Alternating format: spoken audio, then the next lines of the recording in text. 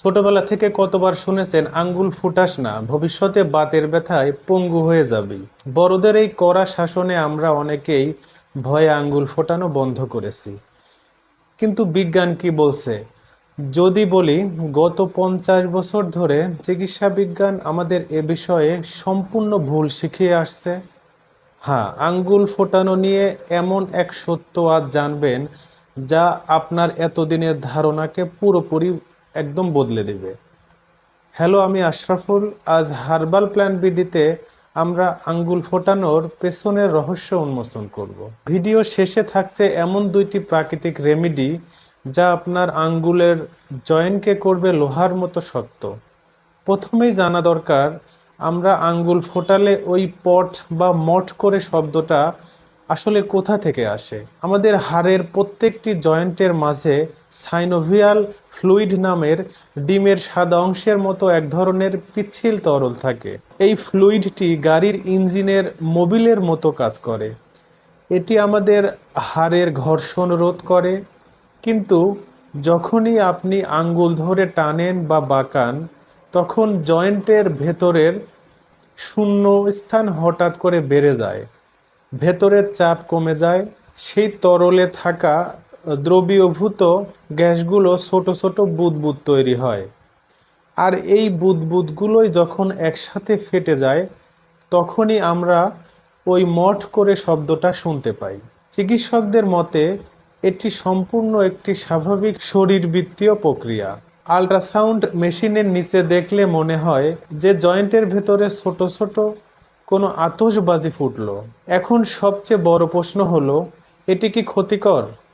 এই ভুল ধারণা ভাঙতে ডোনাল্ড অ্যাঙ্গার নামের এক চিকিৎসক নিজের ওপর এক পাগল গবেষণা করে বসেন, যা চিকিৎসা বিজ্ঞানে ইতিহাস তৈরি করেছে। তিনি টানা 50 বছর ধরে শুধুমাত্র নিজের বাঁ হাতের আঙ্গুল ফুটিয়েছেন, ডান হাত স্পর্শও করেননি। তিনি হিসাব করে দেখেন, জীবনে প্রায় 36,500 বার তিনি তার বাম হাতের আঙ্গুল ফুটিয়েছেন। 72 বছর বয়সে এসে তার দুহাতের এক্স রে করেন। ফলাফল কী ছিল শুনলে আপনি চমকে যাবেন। ফলাফল ছিল অবিশ্বাস্য। দুহাতের অবস্থা ছিল সম্পূর্ণ এক, কোনোটিতেই বাতের ছোঁয়া ছিল না। অর্থাৎ একাধিক আধুনিক গবেষণায় প্রমাণিত, আঙ্গুল ফোটানোর সাথে বাতের সম্পর্কের কোনো কারণ নেই। এমনকি আঙ্গুল ফোটালে জয়েন্ট মোটা হয়ে যায়, এই ধারণাও সম্পূর্ণ ভুল বলে প্রমাণিত হয়েছে। তাহলে কি আপনি সারাদিন আঙ্গুল ফুটিয়ে যাবেন? দাঁড়ান, আসল বিপদটা কিন্তু অন্য জায়গায় লুকিয়ে আছে। আঙ্গুল ফোটানো নিরাপদ হলেও ঘাড় বা পিঠ জোর করে মোচড়ানো মারাত্মক বিপজ্জনক হতে পারে। কারণ আমাদের ঘাড়ে অত্যন্ত সংবেদনশীল স্নায়ু এবং মস্তিষ্কে রক্ত চলাচলের প্রধান নালীগুলো থাকে। অনভিজ্ঞ কারো হাতে জোর করে ঘাড় মটকাতে গেলে স্ট্রোক বা প্যারালাইসিসের মতো বড় দুর্ঘটনা ঘটতে পারে। তাই পিঠ বা ঘাড় আর মোড় ভাঙতে চাইলে কখনোই নিজে নিজে জোর খাটাবেন না। এক্ষেত্রে অবশ্যই প্রফেশনাল ফিজিওথেরাপিস্টের সাহায্য নেওয়া উচিত। আসলে আঙ্গুল ফোটানো মূলত একটি মনস্তাত্ত্বিক অভ্যাস। দুশ্চিন্তা বা স্ট্রেস থেকে মানুষ এটি বেশি করে। আপনি যদি বদভ্যাসটি ছাড়তে চান এবং জয়েন্টগুলোকে ভেতর থেকে আজীবনের জন্য মজবুত করতে চান, তবে আজ আমি আপনাদের সাধারণ ক্যালসিয়াম ট্যাবলেটের বাহিরের দুইটি অত্যন্ত কার্যকরী রেমেডির কথা বলবো। প্রথম রেমেডিটি হলো জয়েন্টের শক্তিবর্ধক লেপন। সমপরিমাণ খাঁটি কালোজিরা তেল ও ক্যাস্টর অয়েল নিন। এই তেলের সংমিশ্রণে 1 চিমটি খাঁটি ভোজ্য কর্পূর মিশিয়ে হালকা গরম করে নিন। প্রতিদিন রাতে ঘুমানোর আগে জয়েন্টগুলোতে এটি মালিশ করুন। এটি জাদুকরীভাবে কাজ করবে। কালোজিরার অ্যান্টিফ্লেমেটরি গুণ আপনার জয়েন্টের ক্ষতিগ্রস্ত টিস্যুকে খুব দ্রুত রিজেনারেট করবে। আর দ্বিতীয় রেমেডিটি হলো মানসিক স্ট্রেস কমানোর জন্য। কারণ স্ট্রেস কমলে আঙ্গুল ফোটানোর ইচ্ছা কমবে। প্রতিদিন বিকালে 1 কাপ অশ্বগন্ধার চা পান করুন।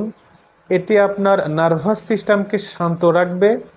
এই ভেষজ চা আপনার মস্তিষ্ককে রিল্যাক্স করবে, ফলে মনের অজান্তেই আঙ্গুল ফোটানোর অভ্যাসকে অবশ্যই দূর করবে।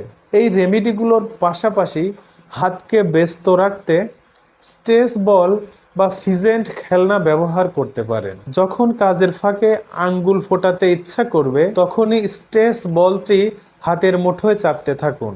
মনে রাখবেন, আঙ্গুল ফোটালে বাতের রোগ ঠিকই হয় না, কিন্তু অতিরিক্ত জোর প্রয়োগে টেন্ডন ছিঁড়ে যেতে পারে।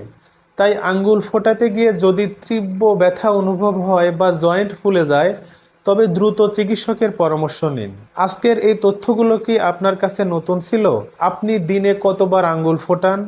আপনার মতামত, অভিজ্ঞতা বা যে কোনো স্বাস্থ্য বিষয়ক প্রশ্ন এখনই কমেন্ট করে আমাদের জানান। আমি প্রতিটি কমেন্ট পড়ি এবং রিপ্লাই দেওয়ার চেষ্টা করি। ভিডিওটি ভালো লাগলে লাইক দিতে ভুলবেন না। প্রাকৃতিক উপায়ে সুস্থ থাকতে আমাদের হার্বাল প্ল্যান বিডি চ্যানেলটি সাবস্ক্রাইব করে বেল আইকনটি বাজিয়ে দিন। সুস্থ থাকুন, ভালো থাকুন। কথা হবে আগামী ভিডিওতে নতুন কোনো স্বাস্থ্য রহস্য নিয়ে।